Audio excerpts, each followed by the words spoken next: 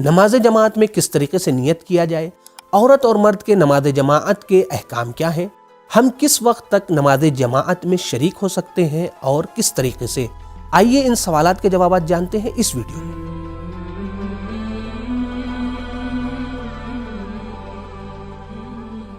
بسم اللہ الرحمن الرحیم۔ ناظرین کرام سلام علیکم۔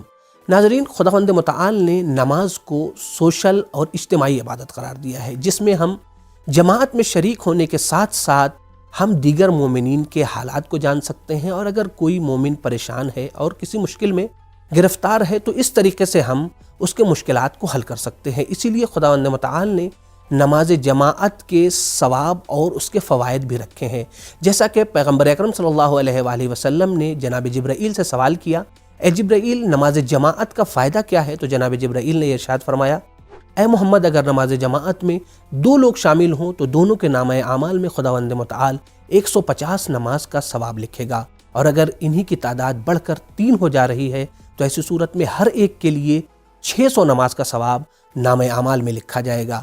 اگر یہ تعداد 10 تک پہنچ جا رہی ہے تو اگر آسمان کاغذ بن جائیں، تمام درخت قلم بن جائیں اور تمام جنات و انسان مل کر 1 رکعت نماز کا ثواب بھی لکھنا چاہیں تو وہ نہیں لکھ سکتے ہیں۔ تو نماز جماعت کا اس قدر فائدہ ہے، لہٰذا ہمیں یہ کوشش کرنی ہے کہ ہم نماز جماعت سے اپنی نمازوں کو ادا کریں۔ نماز جماعت کے احکام کو شروع کرنے سے پہلے اس ویڈیو میں 2 کلمہ اور 2 ورڈ بہت زیادہ استعمال ہوا ہے، جس کے معنی کو جاننا بہت ضروری ہے۔ ایک ہے امام اور دوسرا ہے ماموم۔ امام یعنی وہ شخص کہ جو نماز جماعت پڑھا رہا ہے، ماموم وہ شخص کہ جو نماز جماعت امام کے پیچھے پڑھ رہا ہے۔ سب سے پہلا سوال یہ ہے کہ نماز جماعت کی نیت کس طریقے سے کریں۔ مثال کے طور پر جیسا کہ اس ویڈیو میں آپ دیکھ رہے ہیں، نماز جماعت ہو رہی ہے، آپ مسجد میں گئے اور آپ نے امام جماعت کو معین کیا کہ میں اس امام جماعت کے پیچھے نماز پڑھ رہا ہوں، بس آپ کے ذہن میں ہے اور یہی نیت کے عنوان سے کافی ہے۔ ایک کامن سوال جو پوچھا جاتا ہے، نماز جماعت میں کب تک شامل ہو سکتے ہیں؟ آپ پہلی، دوسری، تیسری، یہاں تک کہ چوتھی رکعت میں بھی نماز جماعت میں شامل ہو سکتے ہیں۔ اگر آپ پیش نماز کے رکوع سے اٹھنے سے پہلے پہلی رکعت میں شامل ہو گئے تو آپ کی 1 رکعت شمار ہو جائے گی، لیکن اگر آپ دیر سے پہنچے اور امام جماعت دوسری رکعت میں ہے یا تیسری رکعت میں ہے یا چوتھی رکعت میں ہے تو ایسی صورت میں ان احکام کو انشاءاللہ ہم دوسری ویڈیو میں بیان کریں گے۔ نماز جماعت میں شامل ہونے کے لیے جیسا کہ آپ اس ویڈیو میں دیکھ رہے ہیں کہ یہاں پر ہمارے برادر محمد بھائی تھوڑی دیر سے پہنچ رہے ہیں، یا اللہ کہتے ہوئے، اور نماز کے رکوع میں، امام جماعت ابھی رکوع میں ہے اور انہوں نے فوراً نیت کی، رکوع میں شامل ہو گئے، لہٰذا ان کی 1 رکعت نماز شمار ہو جائے گی۔ یہاں پر ایک اہم سوال کہ نماز جماعت میں ماموم کو کن کن چیزوں کو ضروری ہے کہ وہ خود پڑھے، تو اس کا جواب یہ ہے کہ الحمد اور سورہ کے علاوہ تمام چیزوں کو، تمام ذکر کو ماموم کو خود پڑھنا ہے، وہ امام کے ساتھ پڑھے یا امام کے تھوڑی دیر بعد۔ جیسا کہ آپ اس ویڈیو میں دیکھ رہے ہیں کہ امام جماعت کی پہلی رکعت ہے، وہ حمد اور سورہ پڑھ رہے ہیں، دیگر مامومین لیکن ساکت ہیں، وہ کچھ نہیں پڑھ رہے ہیں۔ یہی وظیفہ ہمارا بھی ہے اگر پہلی اور دوسری رکعت میں ہم شامل ہیں۔ اب یہاں پر ایک اہم پوائنٹ ہے، وہ یہ کہ اگر چونکہ نماز ظہر اور عصر میں امام جماعت آہستہ سے حمد و سورہ پڑھتے ہیں، لہٰذا آپ یہاں پر الحمدللہ یا سبحان اللہ کوئی ذکر پڑھ سکتے ہیں، لیکن اگر نماز مغربین یا نماز صبح ہے، چونکہ امام جماعت حمد و سورہ بلند آواز سے پڑھتے ہیں، لہٰذا آپ کو غور سے اسے سننا ہے۔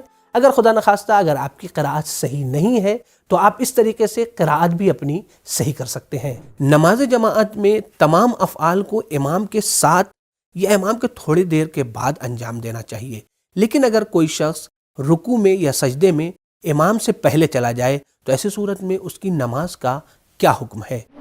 اگر ماموم بھول کر امام سے پہلے رکوع میں چلا جا رہا ہے تو یہاں پر احتیاط کی بنا کے اوپر ضروری ہے کہ وہ واپس رکوع میں امام کے ساتھ جائے اور پھر امام کے ساتھ ہی سر کو اٹھائے۔ آئیے اسے ویڈیو میں دیکھتے ہیں۔ جیسا کہ آپ دیکھ رہے ہیں کہ امام جماعت یہاں ابھی سورہ پڑھ رہے ہیں، محمد بھائی ہمارے غلطی سے رکوع میں چلے گئے، ان کی ذمہ داری یہ ہے کہ یہ فوراً اٹھیں اور اس کے بعد امام جماعت کے ساتھ رکوع میں جائیں، اور یہاں پر چونکہ 2 رکوع ہو گیا اور رکوع رکن ہے، ان کی نماز باطل نہیں ہوگی، چونکہ بھولے سے انہوں نے یہ عمل انجام دیا ہے۔ اب ان کی جو ذمہ داری تھی وہ فوراً کھڑے ہو جانا، اور کھڑے ہونے کے بعد امام جماعت کے ساتھ رکوع میں جانا، لیکن اگر یہ ایسا نہیں کر رہے ہیں जानबूझ कर के वो दोबारा रुकू में इमाम के साथ नहीं जा रहे हैं, तो ऐसी सूरत में इनकी नमाज जमाअत बातिल है, लेकिन इनकी नमाज सही है। यहाँ तक रुकू का हुक्म था, लेकिन अगर कोई शख्स भूले से इमाम से पहले सजदे में चला जाए तो ऐसी सूरत में उसकी नमाज का क्या हुक्म है, आइए इसे वीडियो में देखते हैं। जैसा कि आप इस वीडियो में देख रहे हैं कि इमाम जमाअत अभी रुकू में है और रुकू से उठना चाह रहे हैं। हमारे मोहम्मद भाई रुकू से जल्दी उठे और फौरन सजदे में चले गए भूले से। यहाँ पर इनकी जिम्मेदारी ये है कि फौरन उठें और उठने के बाद इमाम जमाअत के साथ सजदे में जाएं। अगर इस तरीके से इन्होंने ये अमल अंजाम दिया और ये दोनों सजदों में ऐसा हो गया तो सजदा हमारा दोनों मिलाकर एक रुकन होता है।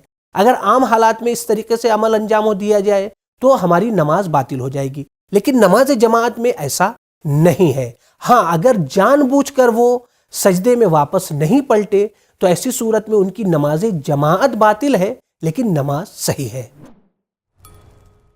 एक कॉमन सवाल जो पूछा जाता है, क्या ख़वातीन जमात से नमाज पढ़ सकती हैं या नहीं? अगर पढ़ सकती हैं तो वो किस तरह जमात में शरीक हों? औरतें जमात के साथ नमाज पढ़ सकती हैं। इसकी दो सूरत मुमकिन है। पहली सूरत यह है कि औरतें मर्दों के पीछे खड़ी हों, जैसा कि इस वीडियो में आप देख रहे हैं, तो ऐसी सूरत में किसी माने यानी पर्दा या दीवार की ज़रूरत नहीं है। दूसरी सूरत को आइए जानते हैं इस वीडियो। और दूसरी सूरत यह है, जैसा कि इस वीडियो में आप देख सकते हैं, कि औरत मर्द के बगल में यानी किनारे खड़ी हुई है। यहाँ पर जिम्मेदारी यह है कि जब औरत मर्द के साथ सफ में अगर खड़ी हुई है तो यहाँ के ऊपर कोई माने यानी पर्दा या दीवार या कोई ऐसी चीज़ कि जो इस टाइप की हो कि जिससे फासला हो जाए ज़रूर हो, ताकि नमाज जमाअत सही हो सके, जैसा कि इस वीडियो में आप देख सकते हैं। अगर कोई शख्स नमाज जमाअत में इमाम जमाअत से पहले सलाम पढ़ ले रहा है तो ऐसी सूरत में उसकी नमाज जमाअत पर कोई असर नहीं पड़ेगा, उसकी नमाज जमाअत सही है। उसके लिए ज़रूरी नहीं है कि वो दोबारा उठे और इमाम के साथ सलाम पढ़े।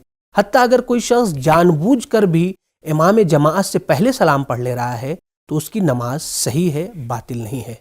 आखिर में दो अहम पॉइंट। पहला पॉइंट ये है कि अगर कोई शख्स नमाज में बहुत ज़्यादा शक करता हो, उसके जहन में बहुत ज़्यादा वसवसा आता हो, तो ऐसे शख्स को नमाज जमाअत से पढ़नी चाहिए। और दूसरा पॉइंट ये है कि अगर मामूम एक मर्द शख्स है तो मुस्तहब ये है कि वो इमाम जमाअत के दाहिनी जानिब इस तरीके से खड़ा हो कि जब इमाम जमाअत सजदे में जाए तो मामूम की सजदगाह इमाम जमाअत के घुटने के पास हो, जैसा कि आप इस वीडियो में देख सकते हैं। नाज़रीन किराम, उम्मीद करते हैं कि ये वीडियो आपको पसंद आई होगी, आपके लिए मुफीद साबित होगी। इंशाअल्लाह नमाज जमाअत पार्ट 2 के साथ अगले एपिसोड में फिर से हाजिर होंगे। खुदा हाफिज़, फ़ी अमानिल्लाह।